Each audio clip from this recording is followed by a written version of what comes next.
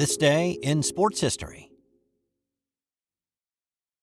This episode is brought to you by the Stirling Soap Company. Christmas will be here before you know it, and you know what would make a great stocking stuffer for everybody in your family? Stirling Soap. From bar soap to shave soap, beard balm to lip balm, aftershaves and lotions, Stirling Soap has something for everyone on your list. Check out their seasonal soaps that will complement the scents of your home this holiday season. And they're more than just soap. They also have a full line of coffee straight from the Stirling Roastery. Find their full line of products at stirlingsoapcompany.com. And welcome back to This Day in Sports History. It's December 19th, and on this day in 2010, it was the miracle at the new Meadowlands. Just like the original, this was Philadelphia playing against their division rival New York Giants at the Meadowlands. When Eli Manning threw his fourth touchdown pass of the day, the score was 31-10 Giants with less than 8 minutes to play. Dirt was being shoveled on the Eagles' coffin by that point. They were done. Or at least that's what everybody thought. The Giants mocked the Eagles by playing Survivor's Eye of the Tiger over the sound system. But Michael Vick and the Eagles went to work. The comeback started with Vick hitting tight end Brent Selleck over the middle. He olayed a tackle and then took off for a 65-yard touchdown. The lead was down to 14. The Eagles recovered the ensuing onside kickoff fairly easily after the Giants inexplicably lined up 5 yards further from the kickoff than you would when you're expecting an obvious onside kick. 5 plays later, Vick scored on a 4-yard run to make it a 7-point game. The Eagles did not try another onside kick. At this point, after 2 quick scores, they had some time and they still had their 3 timeouts. But a Giants first down caused the Eagles to burn all of those timeouts, and if not for a false start penalty on New York, they might have gotten out of the Meadowlands with a win on this night. But that false start penalty put them in a spot they could not pick up the first down, and so they punted it away. With 3:01 to play, they had to go 88 yards. Vick used his feet to move it down the field to set up this play with 1:22 to play. Here's the Eagles' Merrill Reese calling the action for Philadelphia's 94.1 WIP that day. Vick in the gun. He's back. He looks. He fires. Complete. It is to Macklin. And Macklin sidestepped and runs in for the touchdown. And this place is in a state of shock. This is unbelievable. This is the type of game where legends are made. The PAT tied it with 1:16 left. So there was time for the Giants to move down the field and possibly kick the game winner. But the Eagles sacked Manning on 3rd down to force a punt with 14 seconds left. Plenty of time for a miracle. Here's Merrill Reese again. Dodges the punt, gets a high snap, gets it away. It's a Nat'l. Jackson takes it at the 35, fumbles it, picks it up, looks for running room. He's at the 40, he's at the 45, midfield, he's at the 40, he's gonna go! Deshaun Jackson! I don't care if he jumps, dives, he's running around, and he's in the end zone, and there's no time, and the Eagles win! The Eagles win! This is Miracle in the Meadowlands number 2. And that's former Eagles all-time great receiver and broadcast partner of Reese's, Mike Quick, giving it the label it deserved. The Eagles scored 28 points in the final 8 minutes to stun the Giants again at the Meadowlands. The loss ultimately cost the Giants a playoff spot. Punter Matt Dodge was absolutely reamed by Coach Tom Coughlin for his line drive punt to one of the most dangerous return men in the NFL, even though it was Deshaun Jackson's first punt return for a touchdown that season. So this was a pretty big day for the Eagles throughout history. Let's go back to what happened on this day back in 1948, when they won their first NFL championship. This was a pretty special game for several reasons. One, this was the first championship game televised by the NFL. We've talked a few times this week about the origin of the title game, and here we are less than 2 decades later, the league is using the new medium of television to showcase its product. But there weren't many who actually could watch, because at this point in history, only an estimated 1% of U.S. households in 1948 actually had a television.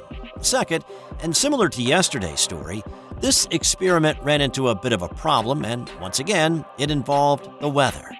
A blizzard in Philadelphia made the game between the Eagles and Chicago Cardinals a bit difficult. In fact, the snow was so deep that fans that brought snow shovels to the game and agreed to help clear the field were given free admission. And the grounds crew could not remove the tarp covering the field on their own, and they had to enlist the help of players from both teams to move it. The snow continued to fall throughout the game, so much so that officials couldn't see the lines and had to estimate when a player was out of bounds and whether a player gained enough for a first down. Scoreless through the first 3 quarters, a Bears turnover set up Eagles running back Steve Van Buren for a 5-yard score and the game's only points with a little less than 14 minutes left in the game. Interesting fact that Van Buren was even at the game is a story in itself. Here's his fellow backfield mate Bosh Pritchard in a documentary talking about that day. The funny story is that Van Buren almost missed it. Steve woke up and there was this blizzard, and he didn't think the game was going to be played, so he was at home. They finally called Steve and say, "Where are you?" He says, "You mean we're going to play?" So I caught the trolley. I had to catch 3 trolleys and walk about 6 blocks to the stadium.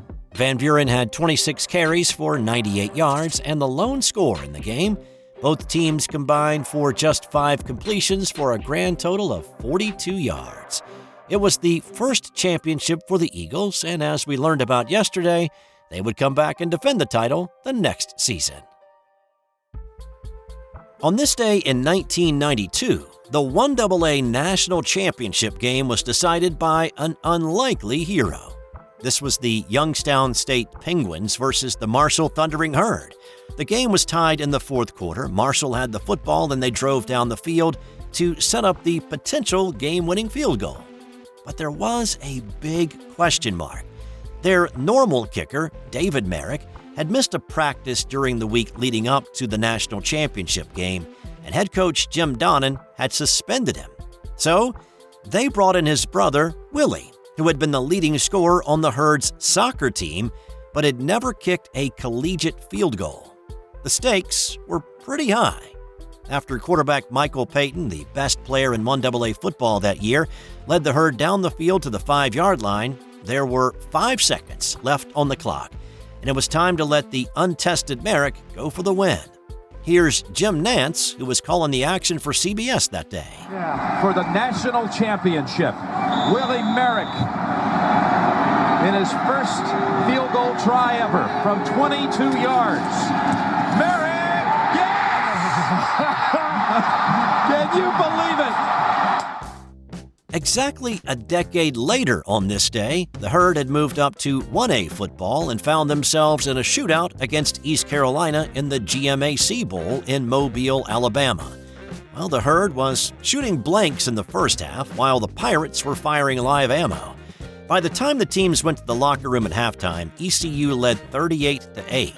Marshall changed out firearms and put 28 points on the board in the 3rd quarter, and then tacked on another 15 in the 4th to match the Pirates' additional 13 points, and it was tied at 51 heading to overtime.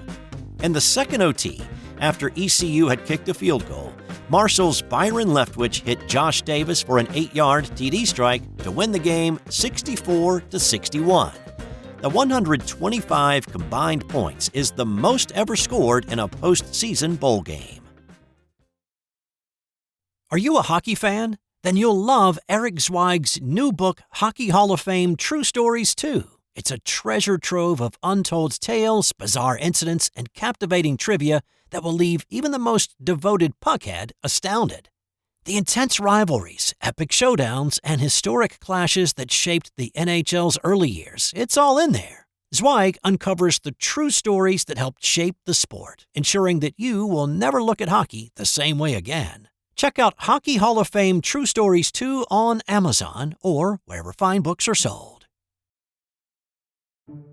On this day in 1976, a small one-engine plane crashed into Baltimore's Memorial Stadium shortly after the conclusion of a Colts-Pittsburgh Steelers game. Here's coverage that day from the Colts radio broadcast on WCBM. Ladies and gentlemen, this is Tom Davis back at Memorial Stadium in Baltimore, and a plane has just crashed into the upper deck.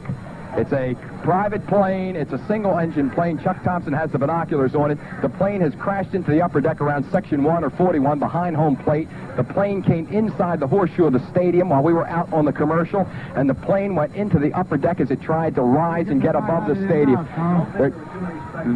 Luckily, there was no spectators around when it happened, and there are some spectators up there trying to get the person out that was flying the plane. The plane crashed into the upper deck, and luckily, no fans were hurt. Now, evidently, the driver of the plane is hurt, and there are fans up there now trying to free whoever was driving the plane. They got him out, Tom.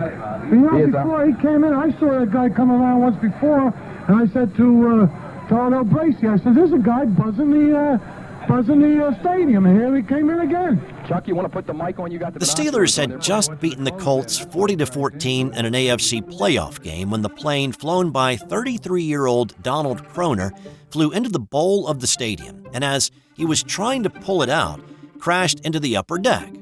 Kroner and 2 police officers were the only ones to receive injuries, but it could have been a lot worse. If the game had been a close one, or the Colts had won this one, fans would have still been in the seats. Kroner had actually had his license revoked by the FAA 4 years earlier due to mental instability, but he'd been reinstated 2 months prior to the accident on this day. He received a 2-year sentence, but only spent 3 months in jail. Has there ever been a foul committed in the NBA that a player has readily admitted to? The Shaggy "it wasn't me" defense is a pretty standard protest. Well, on this day in 2007, Shaquille O'Neal actually had a point. The Miami Heat were on the road at Atlanta, and the game went to overtime. With 51 seconds left in OT, Shaq was called for a foul. The official scorer at the table told officials it was the Diesel's 6th foul, but the Heat believed it was only his 5th. The game finished, and the Hawks won 117-111. The Heat protested the error, and after review, the league office determined that Miami was correct. It was only Shaq's 5th foul. Now, if this had been a few years before, the NBA folks may have simply apologized to the Heat and let it pass, but there was something else at play. The Tim Donaghy game-fixing scandal had just wrapped up in August, with Donaghy pleading guilty to 2 federal charges. The NBA had adopted a more transparent approach and felt if they let this pass, that a cloud of suspicion would seep back in. So the NBA ordered a replay of the final 51 seconds, and that did not happen until March 8th the following spring. After the final seconds were replayed, the Hawks still won by a slightly different score of 114-111. And on this day in 2023, Ja Morant was playing in his first game back following his 25-game suspension. It didn't appear he'd lost any of his skills in the time he'd been away. After the New Orleans Pelicans built a 24-point lead, Morant led the Grizzlies back, and then he hit the game winner. Timeouts left. Into the backcourt it goes. Morant's going to get ahead of steam for a chance to win it in his return. Here goes Morant. He spins. Morant scores! And the timer expires. Count the basket. And Ja Morant wins it for the Grizzlies. And time now for today's That Ain't Got Nothing to Do with Sports Fun Fact. Say what? Would you talking about, Willis? What did you say? Surely by this point, even the grumpiest of Scrooges has pulled out the Christmas music or is listening to it nonstop on some streaming platform. Well, if you have Josh Groban's Christmas album titled Noel, then you should know that international supermodel Gigi Hadid is a backup singer on a few of those songs. She provides backing vocals on Little Drummer Boy and I'll Be Home for Christmas.